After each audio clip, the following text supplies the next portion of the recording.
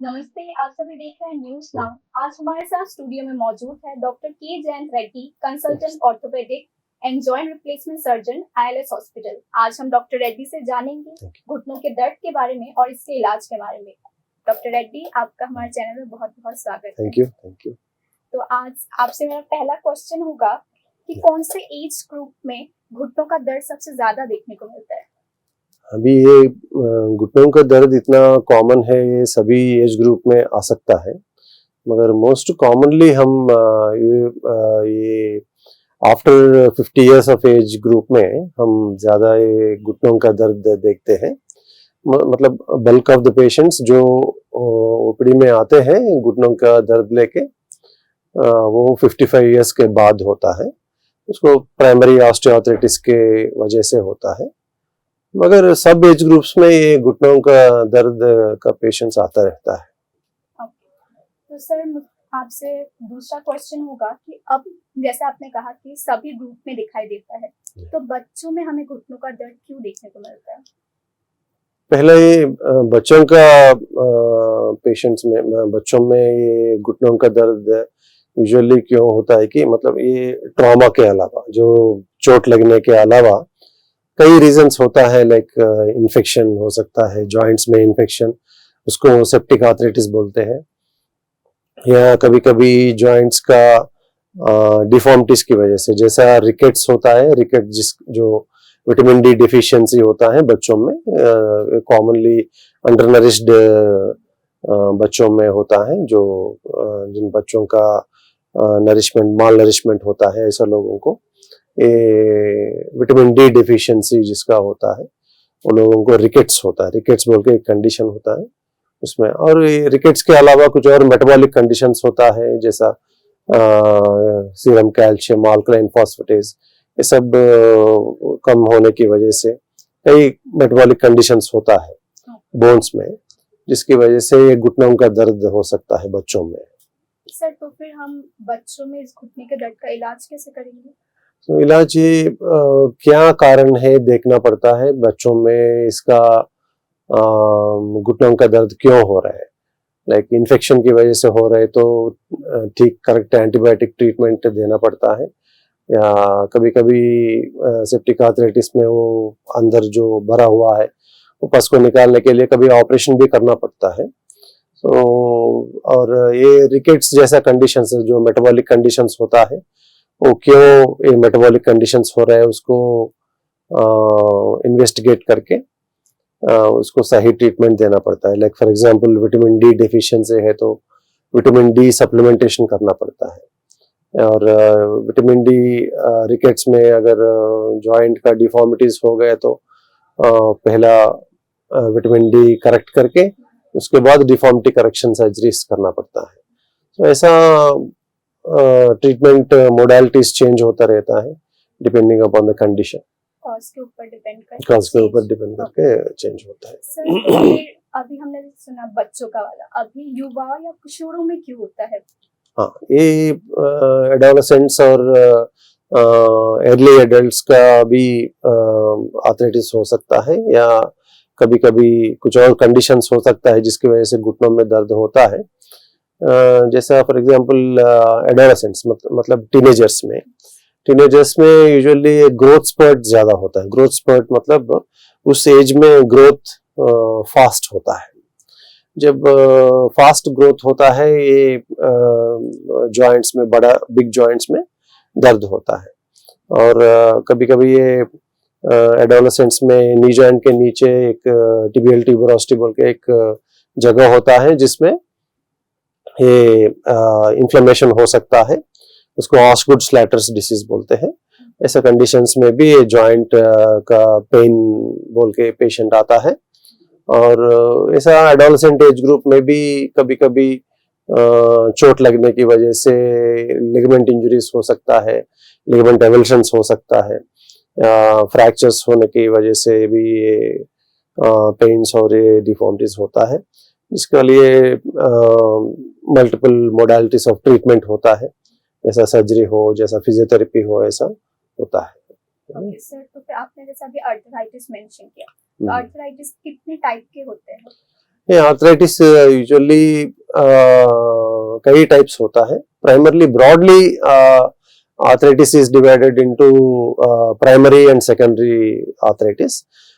Primary arthritis usually age की वजह से होता है, like after 55 years of age primary arthritis होता है. Secondary arthritis inflammatory conditions की वजह से होता है, inflammatory या infectious या कुछ और metabolic conditions की वजह से ये secondary arthritis होता है. तो ये ब्रॉडली टू टाइप्स है, मगर टू टाइप्स में भी ये सेकेंडरी आर्थराइटिस में कई टाइप्स होता है, इन्फ्लेमेटरी, इन्फेक्शियस, मेटाबॉलिक, ऐसा डिफरेंट टाइप्स होता है. सर, तो फिर मेरा नेक्स्ट क्वेश्चन होगा कि कम उम्र में जो आर्थराइटिस होता है उसका इलाज क्या क्या है?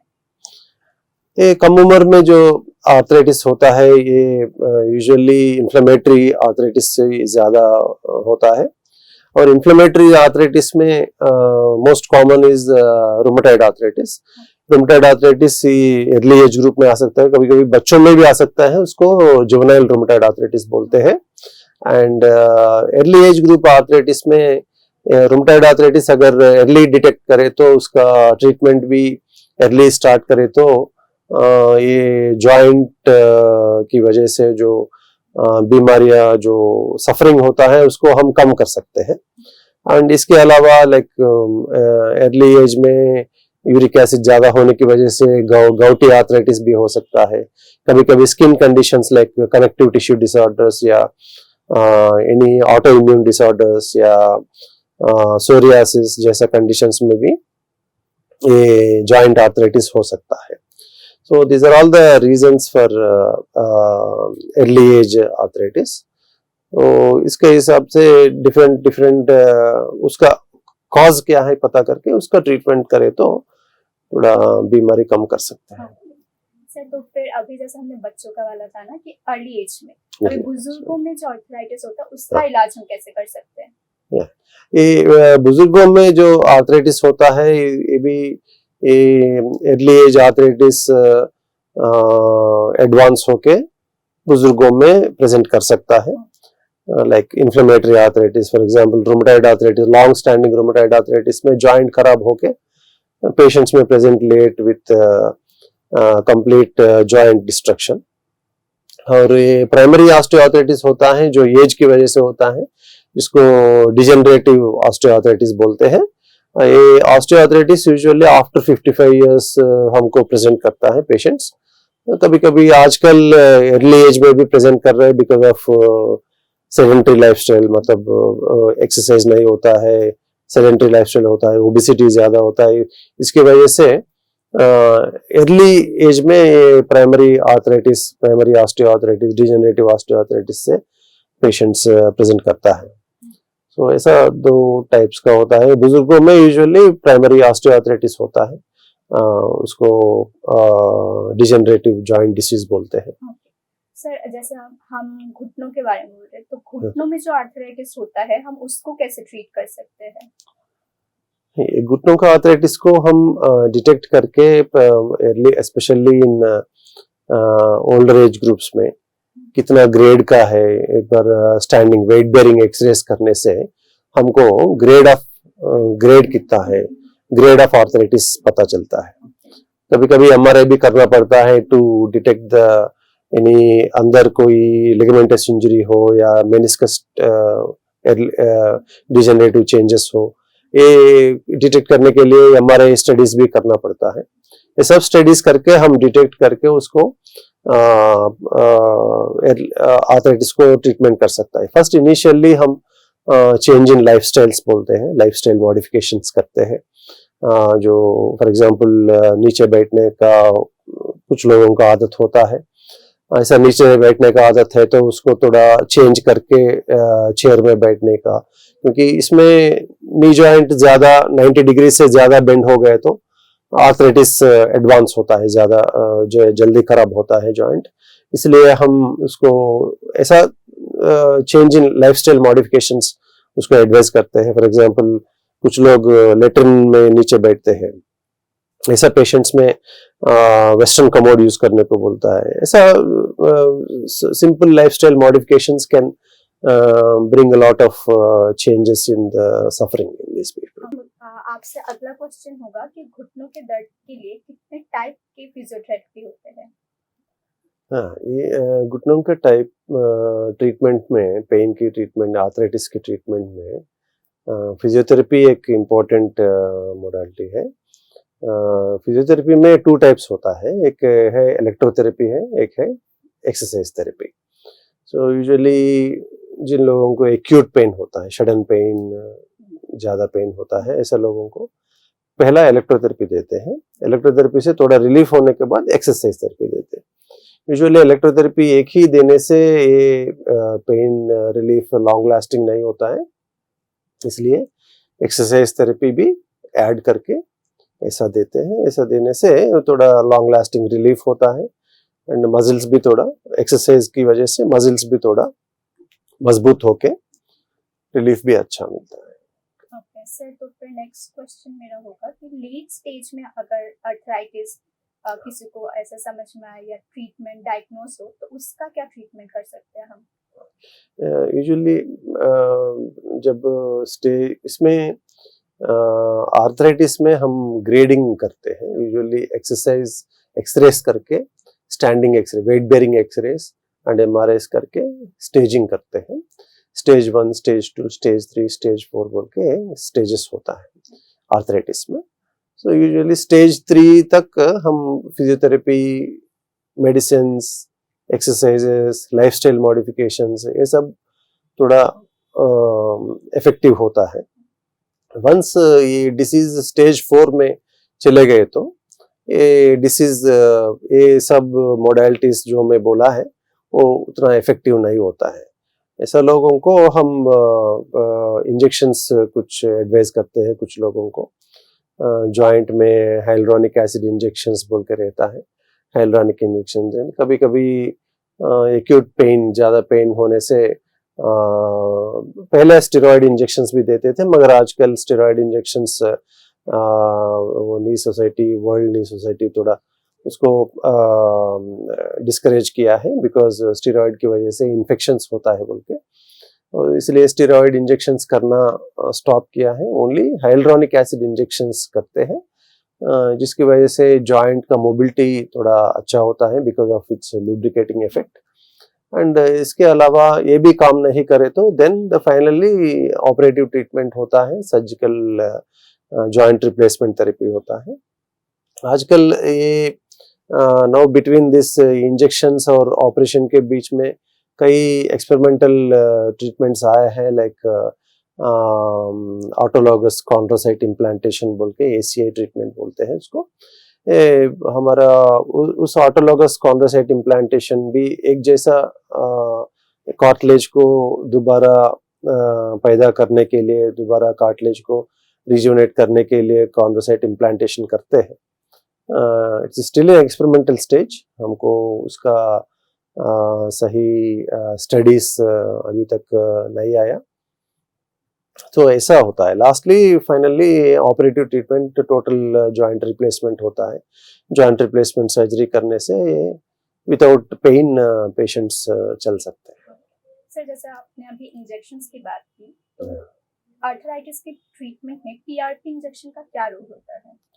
ये आर्थराइटिस इंजेक्शंस में PRP इंजेक्शंस यूजुअली हम ग्रेड 2 आर्थराइटिस में कर सकते हैं, मगर ग्रेड 2 आर्थराइटिस में भी अभी PRP इंजेक्शंस उतना इफेक्टिव नहीं है। अभी रिसेंट स्टडीज ऐसा हमको उसका रिजल्ट आया है कि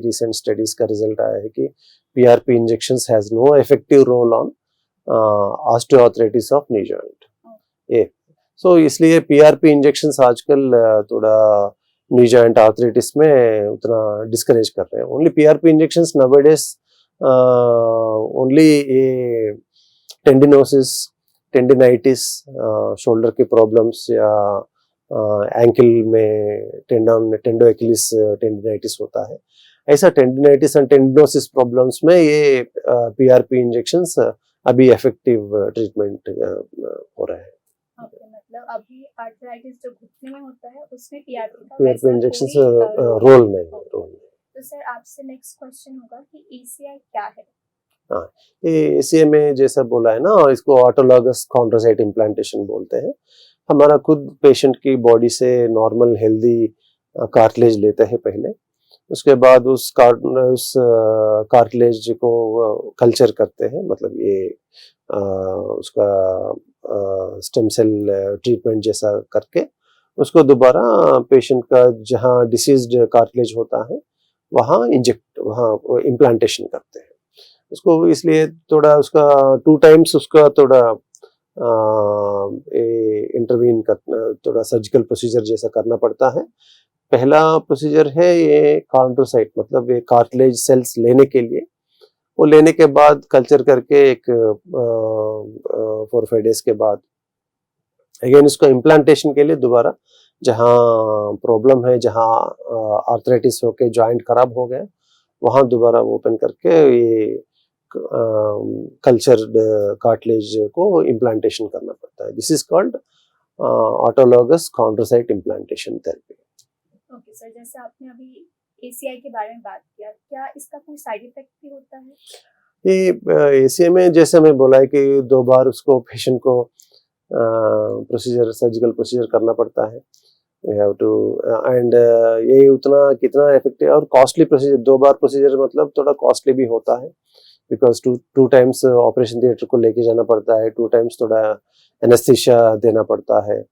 सो इसलिए ये इसका दिस इज वन डिसएडवांटेज। इधर डिसएडवांटेज मतलब डिसएडवांटेज नहीं बोल सकते, बिकॉज ये कितना इफेक्टिव है हमको अभी तक उसका स्टडीज नहीं हुआ, उसका उतना इफेक्टिव स्टडीज नहीं आया है रिजल्ट्स, इसलिए हम उतना नहीं बोल सकते कि इफेक्टिव है या नॉन इफेक्टिव है बोल के हम नहीं बोल सकते। कॉन्फिडेंटली एक पेशेंट को इस ट्रीटमेंट से आपको अच्छा होता है बोल के हम कॉन्फिडेंटली नहीं बोल सकते, because studies are not done. तो सर नेक्स्ट क्वेश्चन होगा, जैसे अभी भी ये स्टडी स्टेज में है, तो आपने जैसे पहले कहा था कि नी सर्जरी एक ऑप्शन है, यस यस। तो फिर ये नी सर्जरी क्या है और किनको ये ज्यादा रिक्वायर्ड होता है? ये knee replacement surgery usually grade stage 4 arthritis में करते हैं। जॉइंट जब पूरा खराब होके जो जॉइंट का कार्टिलेज सरफेस लाइनिंग होता है ना जॉइंट में, जॉइंट का कार्टिलेज पूरा खराब होने के बाद when there is no other option left, then हम जॉइंट रिप्लेसमेंट करते हैं। ये जॉइंट रिप्लेसमेंट भी after trying some physiotherapy, after trying some ये लाइफस्टाइल मॉडिफिकेशन से सब पेशेंट को बोल के थोड़ा एक्सरसाइज करने के बाद भी पेशेंट कंफर्टेबल नहीं होते, एज अ लास्ट रिसोर्ट हम जॉइंट रिप्लेसमेंट ऑपरेशन पेशेंट को सजेस्ट करते हैं। ओके, मतलब ये सब कुछ ट्राई करने के बाद ये आखिरी ऑप्शन है। ओके सर, तो फिर क्या इसमें भी कोई टाइप होता है?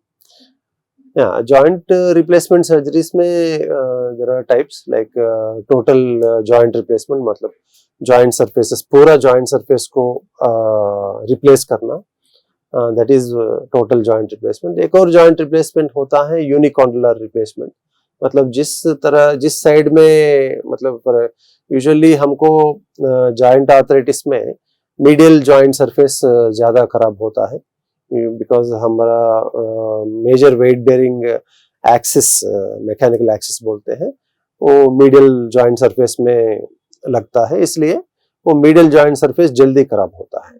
तो ऐसा पेशेंट्स में ओनली मीडियल जॉइंट सरफेस हम रिप्लेस करते हैं, बिकॉज ऐसा पेशेंट्स में लेटरल जॉइंट सरफेस नॉर्मल रहता है, तो इसलिए उसको मतलब only one Condell is replaced, उसको इसलिए उसको यूनिकॉन्डुलर जॉइंट रिप्लेसमेंट बोलते हैं। सो ऐसा 2 टाइप्स ऑफ जॉइंट रिप्लेसमेंट होता है, एक है टोटल जॉइंट रिप्लेसमेंट, एक है यूनिकॉन्डुलर जॉइंट रिप्लेसमेंट होता है। तो ये भी पेशेंट के इशू के ऊपर डिपेंड करता है कि हाँ, उनको क्या दिक्कत है एंड कितना जॉइंट खराब हुआ है, वो एसेस करने के बाद हम पेशेंट को एडवाइस देते हैं।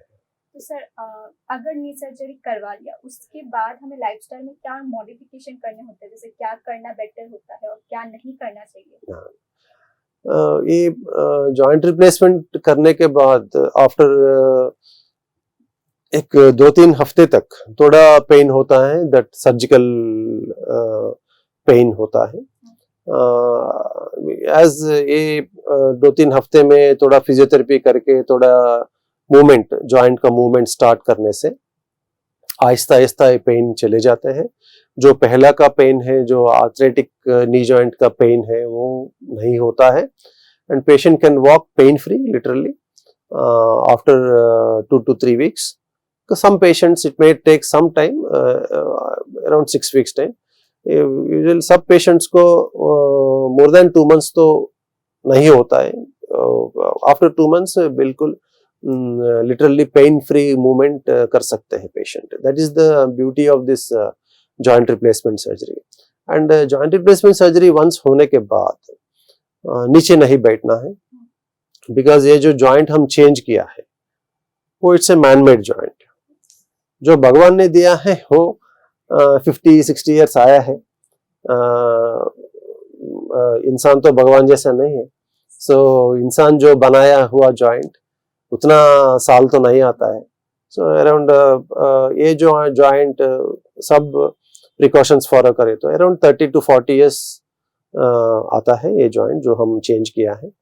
सो इसलिए 30 to 40 ईयर्स ये जॉइंट को हम ख्याल रखना है। ख्याल रखने के लिए हम नीचे नहीं बैठना है, नीचे मतलब फ्लोर में नहीं बैठना है, और वेस्टर्न कमोड यूज करना है वॉशरूम पर्पस के लिए। एंड सर्टेन एक्सरसाइजेस होता है, लाइट एक्सरसाइजेस जॉइंट के लिए, जो मजिल स्ट्रेंथनिंग एक्सरसाइज होता है, hamstring strengthening, quadriceps strengthening, VMO strengthening बोल के कुछ मजिल स्ट्रेंथनिंग होता है, वो एक्सरसाइजेस रेगुलरली करना है। वो एक्सरसाइज रेगुलरली करते रहे तो for the rest of the life pain free walking, pain free joint से हम लाइफ गुजार सकते हैं। सर, तो फिर अभी हमने इतने टाइम तक देखा और सुना कि अगर अर्थराइटिस हो गया तो हम क्या कर सकते हैं। मेरा लास्ट क्वेश्चन आपसे ये होगा कि हम इससे बचाव कैसे कर सकते हैं, ये कैसे मतलब प्रिवेंट, हाँ, प्रिवेंट कैसे करें हम इसको। तो जॉइंट आर्थराइटिस को प्रिवेंट करने के लिए हम यंग एज से हम ख्याल रखना पड़ता है। यंग एज से जॉइंट को बचाना है। सो यंग एज से जॉइंट को बचाना है तो क्या करना है, फर्स्ट थिंग थोड़ा एक्टिव लाइफस्टाइल लीड करना है, थोड़ा कुछ गेम्स तो खेलना है, लाइक सम एक्टिविटी तो होना है, एंड वेट नहीं बढ़ना है, ओबेसिटी की तरफ नहीं जाना है, जंक फूड्स स्टॉप करना है जिसकी वजह से वेट बढ़ता है, and healthy lifestyle, healthy eating habits ये थोड़ा प्रैक्टिस करना है। एंड जिसका पेन्स होता है, जिसका नी जॉइंट या कई और जॉइंट का पेन्स होता है, करेक्ट टाइम में करेक्ट डॉक्टर को दिखा के सही मेडिकल एडवाइस लेना है। सही मेडिकल एडवाइस लेने से वो मेडिकल एडवाइस पालन करने से ऐसा आर्थराइटिस को प्रिवेंट कर सकते हैं अर्ली एज में। एंड हेल्दी लाइफस्टाइल लीड करने से, एक्सरसाइज, डेली एक्सरसाइज करने से, daily at least if not daily at least हफ्ते में 5 दिन डेली वॉकिंग करने से, ऐसा करने से एक जैसा you can avoid joint destruction, joint arthritis, and weight gain नहीं होना है, सेडेंटरी लाइफस्टाइल लीड नहीं करना है, एक्टिव लाइफस्टाइल लीड करना है, एंड वेट गेन नहीं होना है। अगर डायबिटीज से ऐसा कुछ मेटाबॉलिक प्रॉब्लम्स आए तो उस मेटाबॉलिक प्रॉब्लम्स को भी, स्पेशली थायराइड का प्रॉब्लम होता है या पैराथायराइड का प्रॉब्लम होता है जिसकी वजह से वेट फ्लक्चुएट होता है, और डायबिटीज की वजह से भी थोड़ा ये इम्यून पावर कम होता है, जॉइंट का डिस्ट्रक्शन हो सकता है, ऑस्टियोपोरोसिस, इसको प्रिवेंट करना है। ये सब मेटाबॉलिक प्रॉब्लम्स को हम प्रिवेंट करें तो, अवॉइड करें तो, या सही ट्रीटमेंट लिए तो इस आर्थराइटिस को हम प्रिवेंट कर सकता है। मोटा मोटी ये एक्सरसाइज रेगुलरली करने से आर्थराइटिस लेट स्टेज में अगर आए तो भी विथ प्रॉपर एक्सरसाइज हम ऑपरेशन को अवॉइड कर सकते हैं। एंड ये जो ओल्ड एज में obesity, specially in females patients में मेनोपॉजल एज ग्रुप जिसका मेनोपॉज होता है उसका joints because of bones weak होने की वजह से, ऑस्टियोपोरोसिस होने की वजह से जॉइंट पेन्स भी शुरू होता है, बोन पेन शुरू होता है, उसको अभी थोड़ा एड्रेस करना है। Regular exercise and post menopausal osteoporosis को ट्रीटमेंट करने से ये सब प्रॉब्लम्स हम अवॉइड कर सकते हैं टू सम एक्सटेंट। मतलब हमें अपना लाइफस्टाइल पहले ठीक करना ठीक होगा, करना। जैसे हम एक्सरसाइज तो लोग करते ही नहीं, वो सब हम्म। हमें चेंज करना होगा। और फिर कोई इश्यू हुआ तो उसको तुरंत हमें डॉक्टर से सलाह हाँ, लेके उसको ट्रीट करना मेडिकल होगा। एडवाइस लेके ओके सही एडवाइस ट्रीट करना है। सर, आपका बहुत बहुत शुक्रिया। मुझे पूरा उम्मीद है कि हमारे दर्शकों को आपने जो भी समझाया नी पेन के बारे में, उसको हम कैसे रोक सकते हैं, हुआ तो उसके ट्रीटमेंट क्या है, वो बहुत अच्छे से समझ में आया होगा। आपका बहुत बहुत धन्यवाद हमारे साथ जुड़ने के लिए।